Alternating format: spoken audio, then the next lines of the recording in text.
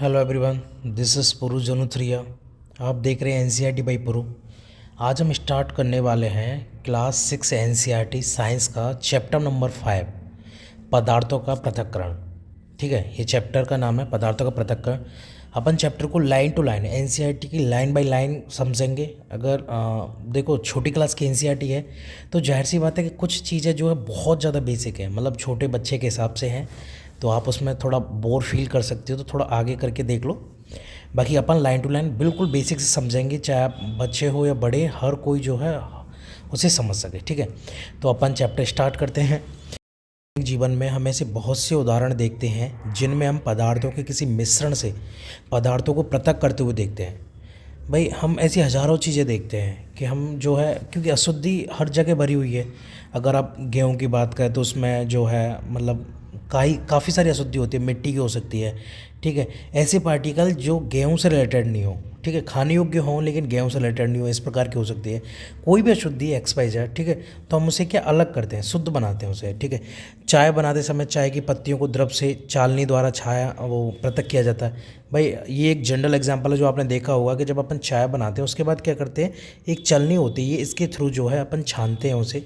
ठीक है, तो जो लिक्विड वाला पोर्शन है, जो चाय होती है, वो इस कप में आ जाती है। ठीक है, और जो बीच का जो ठोस मटेरियल होता है, जो चाय पत्ती जो होती है, वो इसमें रह जाती है चलनी में। ठीक है, तो ये इसके पृथक्करण हो गया। ठीक है, चाय की पत्तियों को चलनेत्र या छलनी द्वारा पृथक करना। ठीक है, एक जनरल स्टेटमेंट है ये। फसल कटाई के पश्चात अनाज को भूसे से पृथक करना। ठीक है, अनाज को जो है भूसे से पृथक किया जाता है कटाई के पश्चात।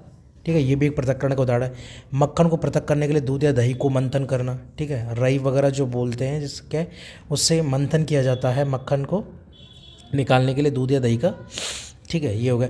जैसा कि हमने अध्याय 3 में देखा कि रेशों से बीजों को पृथक करने के लिए हम कपास को उठते हैं। हाँ, हमने आपको चैप्टर 3 में समझाया था कि कपास के जो बीज होते हैं उनसे रुई की रेशे जो हैं उन्हें अलग किया जाता है। ठीक है, तो हस्त विधि द्वारा किया जाता है या फिर मशीनों के द्वारा किया जाता है, तो उसको क्या कपास ओटना बोला जाता है। ठीक है, कपास ओटना।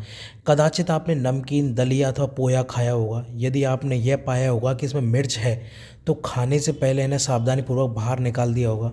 भाई, ये अगर आपने कभी नमकीन दलिया खाया है या फिर पोया वगैरह खाया तो इसमें क्या मिर्ची वगैरह डालते हैं। ठीक है, ये साबुत मिर्ची, तो आप इन्हें क्या अलग करते थे क्योंकि इनका जो कस होता है, इनका जूस का इन द सेंस मतलब इसमें जो कस निकलता है वो तो दलिया में आ चुका होता है, जो भी मिर्ची वगैरह का। ये भी क्या और ज़्यादा तीखा ना लगे इसलिए अपन जो है इसे बाहर कर देते हैं। तो एक जनरल तरीका होगा पृथक्करण का। तो पृथक्करण जो है वो किसी भी चीज़ का हो सकता है, बस ये है कि उसे शुद्ध करना या अपन जो चीज़ हमें यूज में नहीं लेनी उस चीज़ को अलग करना, वो पृथक्करण होता है।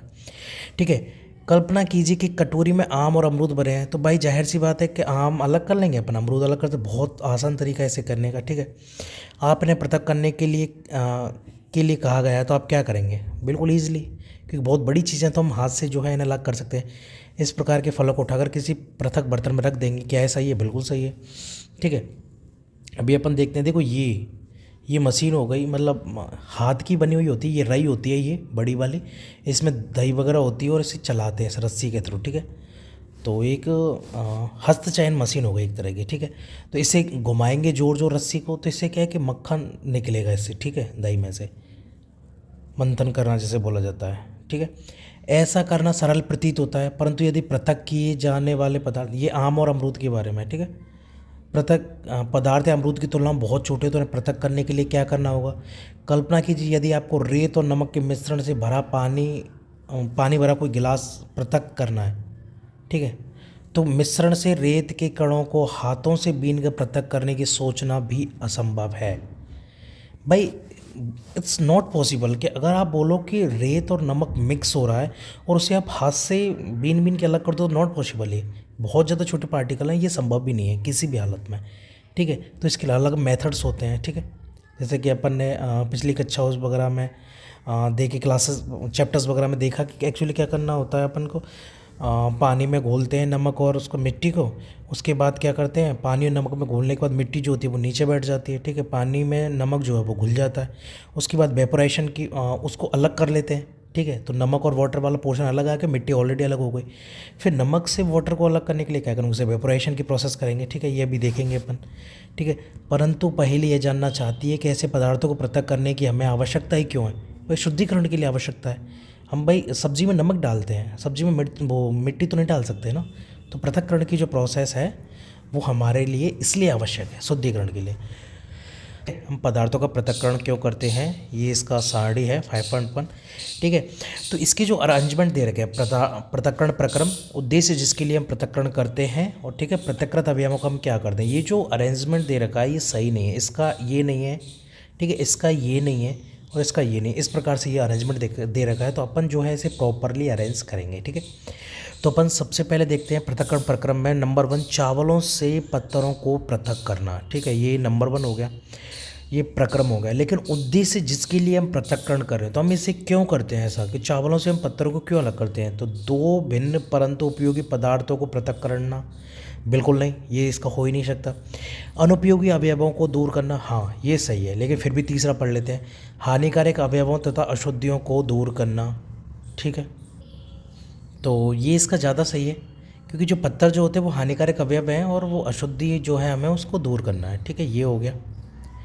ठीक है, अब इसका जो है हम पृथक्करण का अवयव जो हमने पृथक्करण जो किया है हम उनका क्या करेंगे। ठीक है, तो पहला देखते हैं अपन, हम ठोस अवयव को फेंक देते हैं। ठीक है, सही बात है।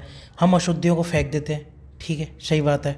हम दोनों अवयवों का उपयोग करते हैं, बिल्कुल गलत, हम दोनों अवयवों का तो उपयोग नहीं करते, लेकिन हमें इन दोनों में से जो है एकदम जो ज़्यादा करेक्ट है वो देखना है। ठीक है, तो इसमें जो ज़्यादा करेक्ट है ठोस अवयव को फेंक देना और अशुद्धियों को फेंक देना, तो ये ज़्यादा मोर करेक्ट है भाई। चाय की पत्ती से ये इसका मिलान होगा, अभी अपन इसमें देखते हैं। तो हम अशुद्धियों को फेंक देते हैं, बिल्कुल सही बात है, अशुद्धि जो होती है हम उसे फेंक देते हैं। ठीक है, ये हो गया। दूसरे की बात की जाए, मक्खन प्राप्त करने के लिए दूध का मंथन। ठीक है, तो दो भिन्न परंतु उपयोगी पदार्थों को पृथक करना, ये बिल्कुल सही बात है, क्योंकि जो दूध वगैरह उसका मंथन करेंगे, फिर छाछ का मंथन करेंगे, तो उससे जो हमें प्राप्त होता है, एक तो मठा प्राप्त होती है, छाछ, दही के मंथन से हमें एक छाछ प्राप्त होगी और एक हमें मक्खन प्राप्त होगी, दोनों उपयोगी हैं और दोनों को अलग करना, ये बिल्कुल सही रीजन है। हमें तीसरा पढ़ने की ज़रूरत नहीं है। ठीक है, ना दूसरा पढ़ने की ज़रूरत है, और ये तो इसी का हो गया है दूसरा। ठीक है, और अपन ये अगला देखते हैं, पृथक्कृत अवयवों का हम क्या करते हैं। तो ठीक है, पहला हो गया, हम ठोस अवयवों को फेंक देते हैं, बिल्कुल गलत।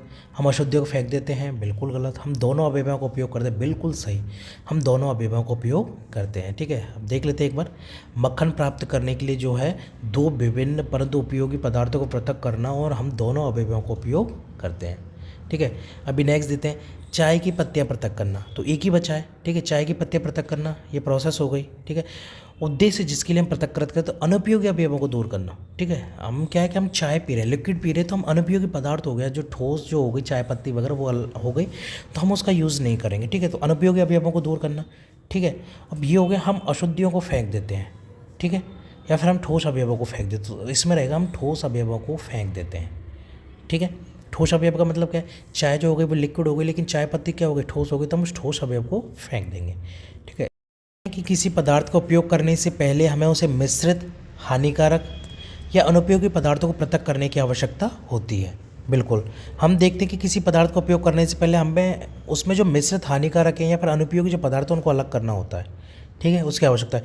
कभी कभी हम उपयोगी पदार्थों को भी पृथक करते हैं, बिल्कुल, दो अलग अलग, भाई मेन काम होगा इसका शुद्धिकरण, तो हम दो उपयोगी पदार्थों को अलग अलग कर लेंगे, जो से क्या दोनों अलग अलग यूज़ में आ सके, जिनकी हमें अलग से उपयोग करने की आवश्यकता होती है। बिल्कुल सही बात है। पृथक किए गए पदार्थों के कणों के आमाप अथवा द्रव्य भिन्न हो सकते हैं, बिल्कुल सही बात है। जो हमने पदार्थ पृथक किए हैं या फिर हमें जो पृथक करने हैं उनके आमाप और द्रव्य, द्रव्य का मतलब प्रकृति उसकी, ठीक है, ठोस, द्रव, गैस वगैरह। ठीक है, और आमाप क्या होता है, उसका साइज़। ठीक है, वो भिन्न हो सकते हैं, बिल्कुल। ये पदार्थों की तीन अवस्थाओं, जैसे ठोस, द्रव, हाँ ये अपन ने डिस्कस किया अभी, ठोस, द्रव, गैस में भी कोई भी हो सकता है।